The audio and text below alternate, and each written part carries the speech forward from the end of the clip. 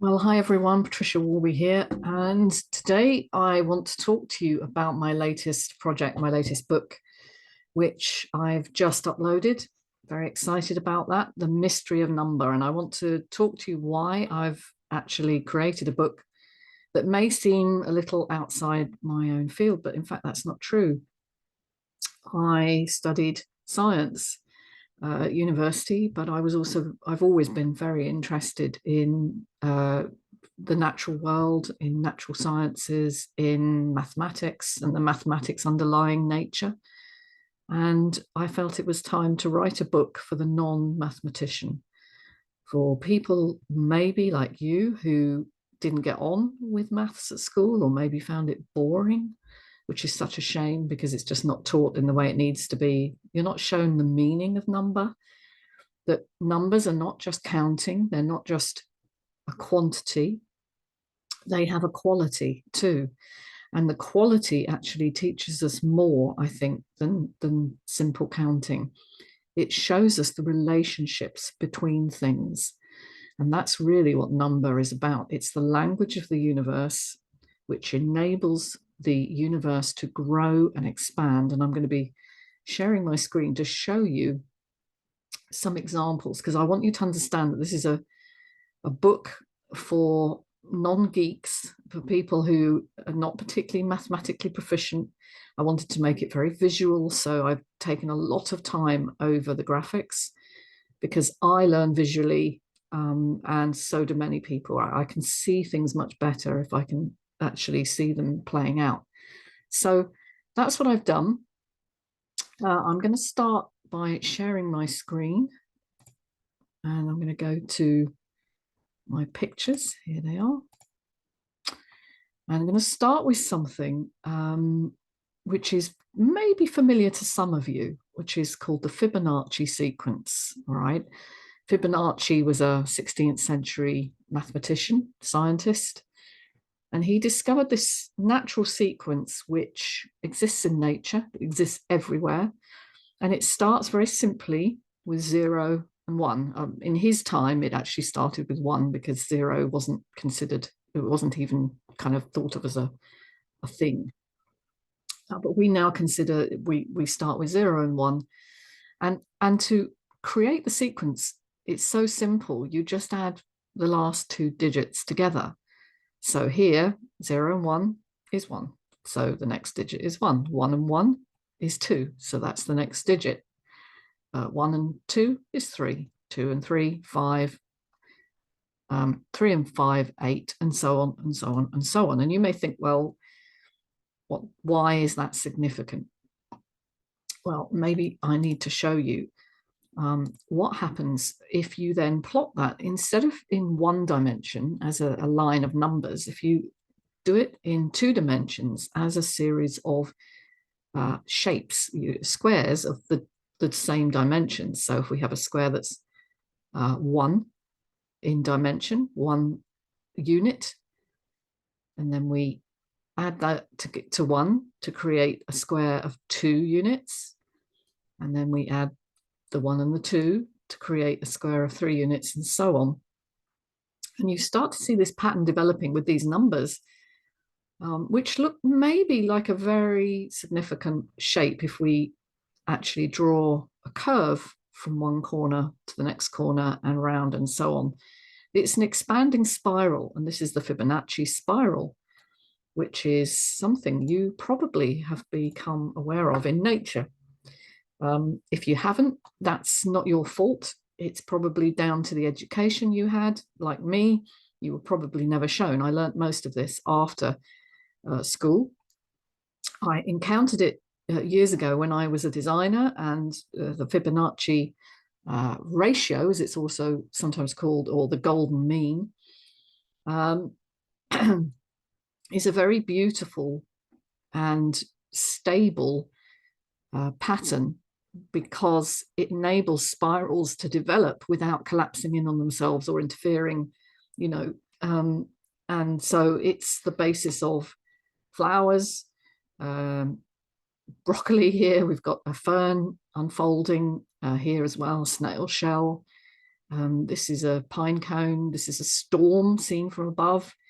This is a succulent plant that grows in this Fibonacci spiral, and this is a solar system, you know. So we see it in cosmology as well. So at scales large and small, these spirals exist because they are stable. And if we actually take the ratio of the one number to the next number, we find that we gradually approximate to the ratio 1.618, which is called the phi ratio, or this golden mean. And 1.618 is a fascinating number. It allows this unfolding growth, which is very space efficient. Nature is very efficient in its organization of growth in space. And so we see it everywhere. Why aren't we taught this? Why don't we start to teach our children to find mystery and magic in the world, and recreate this sense of awe that perhaps we had as very young children, which then gets completely lost when you go through the school system and numbers just become something to calculate and pass tests on. That's a real shame. Now, there's something else you can do with the Fibonacci spiral. You don't have to start at 0 and 1. You can start in other scales, because the universe exists in a set of scales. And actually, some of the scales relate to sound. And this is a musical scale, actually. 144, you could start at 144 cycles per second, which is measured in hertz, and that has a particular tone which we can hear. The human range of hearing is from about 20 hertz to about 20,000 hertz. And there are sounds, of course, that are very much lower than that and very much higher than that we can't hear. But if we just start with 144, which is a tone that we can readily hear, it's quite low. And then we add those two together to 288, and we represent that as a tone. And then 432, which is 288 plus 144. 432 is a very interesting tone. It used to be the basis of the tuning standard, the A note. But in the 1930s, that was changed by pressure from the Rockefeller Institute. And we turned to 440, which actually has no correspondence in nature, whereas 432 absolutely does have a correspondence in nature, because it reflects the vibration of the planets of our solar system, the distances between various planets and the rotation of our planets. And so if we take this as a musical scale, the question is, that must surely have more relationship to the world we live in. And in fact, that is the case. And when you hear these tones played together, 432 hertz and 720, they make the most beautiful tonal combinations, because they are musically related.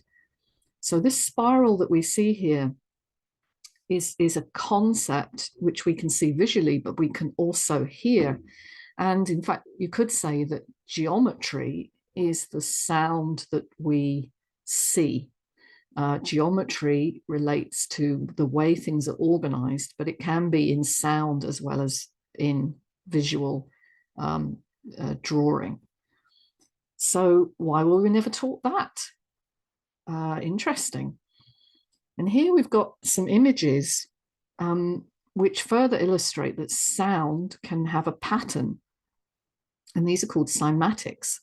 And cymatics are produced by vibrating a plate at a specific frequency and then taking photographs of what happens to water or sand or sometimes powder on the vibrating plate. And this third column shows you some of the cymatic patterns that are formed by playing a specific frequency to a plate.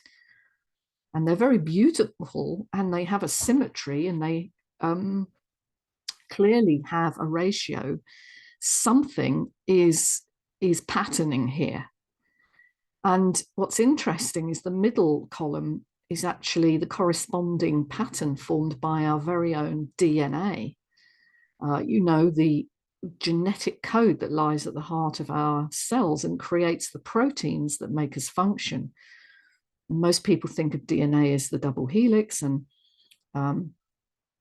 because it's frozen in time, you see it as this static sort of snake arrangement, you know, like a spiral that twists around itself. But we don't think of it as a vibrating molecule, and it actually is. When it's alive, it vibrates. It actually holds light. It has a frequency, and these are some of the patterns that it forms when you're able to see that, looking down through the molecule, so through the center, down horizontally, sorry, vertically. And the first column here is something that I find very interesting, is that maybe ancient people knew more than we think they did, because these patterns appear in church windows, in religious buildings from, well, medieval period, when glass was first able to be produced. And so where did this knowledge come from? These patterns, these 12-fold symmetries, sometimes 20-fold, repeat over and over again in structures and buildings where you would assume people didn't have this kind of scientific knowledge. So where did they get this from? It's a very interesting question. And another interesting number which exists in nature is Euler's number, 2.718. And Euler's number is all about, it's another growth format, but it has a very interesting characteristic that the gradient, if you plot it, is the same as the number itself. So it increases at the same rate as the number. And also the area under the curve is also the same as the number. Now, there is no other number in the infinite array of numbers that has this characteristic. It is unique in the world, in our universe, for this stability, if you like, reliability of growth. And it's used actually in calculating compound interest as well. So it's not just nature's use, we use it artificially as well to calculate things. But it's a very, very interesting number, that it is totally and utterly unique. And if you think that, you know, there's an infinite number of numbers, but there's only one Euler's number, or E, that also I find really fascinating. And so what we find with growth generally, and here we're looking again at this Fibonacci sequence, is that it allows nature to have backups or memory, because instead of just doubling to grow, which would be an unsustainable way of growing, that's in fact what happens in cancer. You know, cancer cells double. It's unsustainable. This 1.618 enables certain elements of that number to be duplicated and a backup kept. And so there is a theory that it allows the universe to learn about itself as it's expanding and growing, and that the universe is not, as we are taught, this sort of vacuum of nothingness into which reality sits, you know, matter being the prime thing. Actually, consciousness, it seems, awareness of itself. You could say the universe itself is alive and learning and growing. And I go into this in a lot of detail in the book, because I think it's such an important concept, that we're not in an unintelligent universe. We are part of, actually, we are part of universal learning, as I'll show in the book. Where we sit on the scale of things is right bang in the middle. So this is very vital understanding.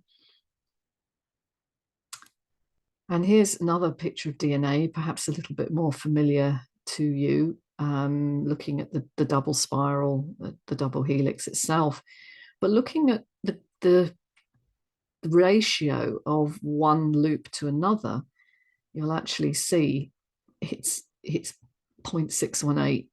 If which is a version of phi, or the golden mean. So the periodicity, as it's called, the repetition of the loops, also relates to phi. That can't be a coincidence. There has to be a reason for that.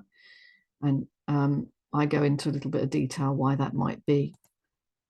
And so this is a departure for me in some ways. The mystery of numbers is what I've called it, because I think numbers have a mystery to them, but that very few people understand. It was based on the knowledge I gained from the conversations I had with my colleague, Dr. Viehweger, and we did several conversations available on this YouTube channel, which I'll link in as well, that really opened my eyes to the relationship between the very small and the very large things in the universe, and that number is the language that ties them all together. It's the syntax, if you like, that builds the relationships between things, or between vibrations, actually, because there's no such thing as solidity. That's our perception, but it's all a vibration. And so I wanted to put that in layman's terms and make it accessible to people who are curious about the world, who want to know more, but don't want to have to go through vast numbers of formulae or equations or anything complex. And in fact, I've said in the introduction that as long as you can add, subtract, divide, and multiply, you will get this, because I've made nothing more complex than that. And although I've included some of the most beautiful patterns of complexity that I could find, and this, in fact, the cover is a Mandelbrot fractal. Fractals are self-repeating patterns.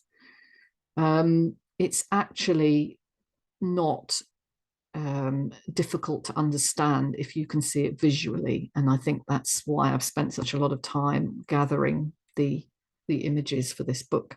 So there are over 100 images, which take you on a journey from the very basic things about numbers and counting, why we use 6 and 12 system, or we used to. The decimal system took over more recently, but the origins of 6 and 12, if you think about hours and days and so on, there are 60 seconds in a minute and 60 minutes in an hour, and there are 12 feet in a foot, and so on, actually have very ancient origins. And so I take you from the ancient origins of that, and then I sort of take you on this journey through number to the final chapter.